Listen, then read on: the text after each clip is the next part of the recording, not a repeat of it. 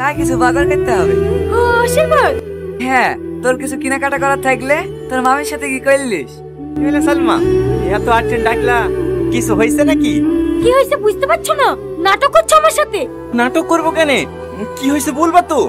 মামা যখন আশীর্বাদের কথা বললো, তুমি তখন না করতে পারলে না। দেখো সালমা, কি দেখবো? অসহায় পেয়ে আমাকে ব্ল্যাকমেল করছো, আমাকে বিকরি মামার সাথে টাকা আদায় করবা। চুপ করো সালমা, অনেক শুনে ফেলেছি। আর একটা বাজে কথা বলবো না। আমি তোমার টাকা নামে বাড়িতে পড়ি নাই। এই বাড়ির লোকের ভালোবাসা দেখি, তোমাকে দেখি, আমি অনেক মায়া জড়িয়ে গেছি। আমি তো টাকা লোভে বাড়িতে এসেছিলাম ঠিকই, কিন্তু বিশ্বাস করো সালমা, এখন আমি তোমাকে অনেক ভালোবেসে ফেলেছি। ভালোবাসা? এসব নাটক আমার সামনে করতে আসবি। আমি তোকে ঘৃণা করি, ঘৃণা। তোর যদি একটু লজ্জা থেকে থাকে, তাহলে কাল সকাল হওয়ার আগে এই বাড়ি ছেড়ে চলে যাবি।